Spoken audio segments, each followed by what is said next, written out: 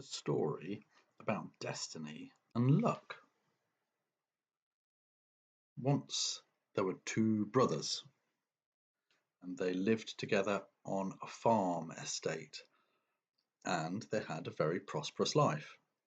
However, the younger brother spent most of his time drinking, eating, and making merry, whilst the older brother spent all of his time toiling on the farm, in the fields, and looking after the livestock. After a little while, the older brother got a bit fed up with this and said to the younger brother, I am fed up with this. And so he requested that the farm be split in two. Half the livestock go to the older brother, half the livestock go to the younger brother, and also the fields and all of the resources. The younger brother was bereft. He loved his older brother dearly. He said, brother, don't do this, don't change things. We have such a great life. But the older brother was adamant, and so the farm was split. The younger brother employed people to run his farm, people who knew about farming. He continued to drink, eat, and make merry, and lived a very prosperous life. The older brother took his half of the farm and toiled in the fields and looking after the livestock, and was blighted by nothing but bad luck, to the extent that he lost all of his livestock to disease, and he lost all of his crops from his field to fire and pestilence. He was so poor that one day he decided he would venture to visit his younger brother and ask for help. On his way to his younger brother's house, he passed by a beautiful field of golden corn blowing in the breeze. And by the field was a beautiful woman dressed all in white, looking a little bit ethereal. And he asked her, Madam, who owns this beautiful field of corn? And she said, But isn't that obvious? It is your brother. Well, the older brother was a little bit aghast, and he said, And what are you to my younger brother? And she said, I am his luck. Oh, the older brother scratched his head. And where is my luck? He asked. Oh, goodness, said the beautiful woman. She lives over in the forest, deep in the forest. She's pretty old, and she's a bit of an old hag, actually, and she's a bit cantankerous. That's your luck. My rotten luck, said the older brother, and continued to his younger brother's house. He clocked on the door, and the younger brother cried with grief when he saw what his older brother had become. And he fetched clothes, and he fetched food, and he fetched wine, and he fetched money, and he made sure that his older brother was fine and well looked after. After a few days, the older brother decided that it was time for him to leave and go and find his luck. So he bade his younger brother farewell and thanked him dearly for his kindness, and walked towards the forest. He saw the beautiful ethereal lady again, and said, Where again will I find my luck? And she pointed in the direction of the forest. Right in the middle, she said. Well, it took the older brother quite some days to get to the middle of the forest, but eventually, underneath an old tree, he found a sleeping old hag of a woman. He took his walking staff and tapped her on the back to wake her up. She woke up really slowly and tried to focus on who had been tapping her on the back. And eventually she focused on the older brother and smiled. "Ah, hello," she said, and looked him up and down with his nice new clothes. "Was lucky I was asleep," she said. "Otherwise I'd have had those off you in a jiffy." "Ah," said the older brother, "you must be my rotten luck." She smiled. "Yes, indeed." "Ah, and why have you been given to me?" said the old brother. "Ah, destiny has given me to you," said the hag. "And where do I find destiny?" inquired the brother. And the old hag pointed to a beautiful castle up on the highest mountain above the forest. "That is where destiny lives," she said. "But if you're planning on going and finding and talking to destiny, here are some rules. Firstly, don't speak to destiny until he speaks to you. Secondly, just do as destiny does. So follow him about and do what he's doing, and it'll be fine. And eventually he will speak to you." "Fine, fine," said the older brother, and off he went. It took him days just to get to underneath the mountain. It was such a long journey. And he toiled up the mountain. There was a bit of a path, but he toiled up the mountain. And eventually he got to this beautiful castle. Bosh, bosh, bosh, he went on the door. And the door was opened. Well, it was opulent. There were tapestries on the walls, there were golden plates, and a sumptuous table full of food and servants and everything you could ever want. Fountain in the middle of a lovely courtyard. It was glorious. And there, about to start his dinner, was Destiny. Thinking about what the hag had told him, the older brother went and sat next to Destiny. A plate of food was brought, very nice food too, and the two of them, in silence, began to eat. Once dinner was over, Destiny retired to his bedchamber, followed by the older brother. Destiny got into bed, and the older brother went to sleep on the floor by the fire, but it was perfectly comfortable. In the middle of the night, there was an enormous commotion, and this terrible voice rang out and said, "Many souls have been born tonight, Destiny. They await your gifts." And Destiny rose as though in a trance,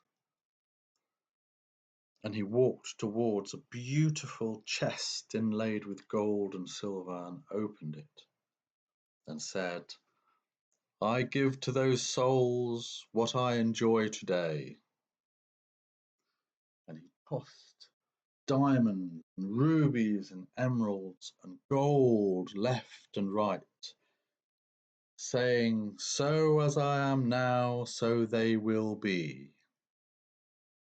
Continued throwing all this jewels and gold everywhere, and eventually he shut the case and went back to bed.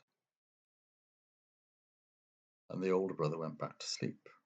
In the morning, the older brother woke, but he was in a different place, in a different house. The house was smaller, still perfectly nice, but not as big. And dinner was not as opulent. Plenty of bread and meat and wine and beer, but no golden plates. And after dinner followed the same routine. Destiny went to bed, and the older brother went to sleep by a slightly smaller fire, and not such a nice fireplace. And in the night, this terrible voice spoke once again. Many souls have been born tonight. They await your gifts, Destiny. And Destiny woke as though in a trance and went to a smaller chest, opened the chest, and said, I give to those souls what I enjoy today. So as I am now, so they will be. And tossed silver coins left and right. And then went back to bed and went back to sleep. The older brother also went back to sleep, and in the morning he woke. The house had shrunk again. The fire was not quite as warm. And they went through the whole day once again, and dinner this time was bread, some meat, and some ale. And they both went to bed, the older brother by the fire, Destiny in his bed, and that same terrible voice rang out in the night. And this time Destiny opened a small chest and tossed copper coins left and right, saying, I give to those souls the bounty I enjoy today. So as I am now, so they will be. A fourth night, and the older brother had woken in a hovel. Destiny was already up, digging the fields, scratching around in the fields for some turnips to eat. And at night, when they went to bed,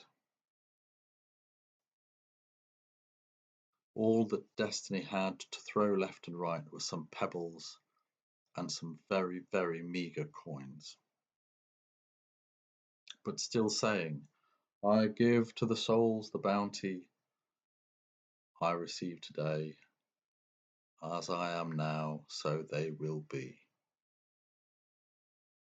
And the older brother and Destiny were very poor that night.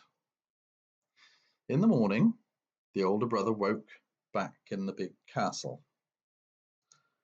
Destiny and the older brother sat down for breakfast. Destiny looked at the older brother. What brings you here? Said he. I want to know why I have such rotten luck, said the older brother. Well, it's very easy to see. You were born on a day when the bounty was the same as when we were living in the hovel, and all I could give to you were pebbles and some coins. What that means is that you were born into poverty, and your life will be that way. Your brother, on the other hand, was born when I was living in this castle, and he will be wealthy all his days. I gave him jewels and gold coins. Well, the older brother was a bit crestfallen. So what am I to do? Said he. Destiny thought. Well, he said, your younger brother has a neighbour, and she is a widow and looking for a husband, and she was born at the same time as your younger brother, so she enjoys wealth and prosperity despite the fact that she's a widow. Why don't you ask if you could be introduced to her, and maybe she could become your wife? Because if you surround yourself with people who were born when the castle was created, then you too can enjoy an opulent life. The older brother thought, that's a good idea, I'll go and do it. And so he left the castle, bade Destiny farewell, walked down the mountain, through the forest, and back to his brother's house. And he told his brother what had happened and what he'd experienced. And he said to his brother, you have a neighbour who is a widow and maybe is looking for a husband who works hard and is loyal and diligent as I, would you make an introduction? Well, the younger brother did, and the older brother and the neighbour were married. But the older brother always had in his mind the last thing that Destiny had said to him. Destiny said, look, you just have to realize that if you are married to somebody who is luckier than you, then you have to understand and you have to acknowledge that your luck is actually their luck, and everything that you have belongs to them, and you're sharing it. And the older brother had nodded and acknowledged this. So he married the widow from next door, and they lived a very opulent life. They grew wealthy. One day, the older brother was tending his fields. He was a hard-working fellow. And a stranger passed by and said to him, "Wow, look at all this beautiful corn. Look at all this beautiful wheat. You've done so well. These fields must belong to you." And the older brother said proudly, "Yes, yes, they do. They belong to me."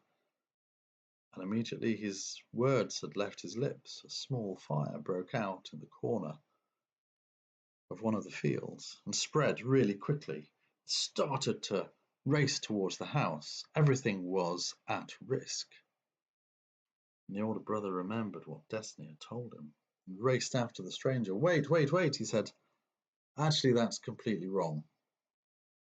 Everything you see belongs to my wife."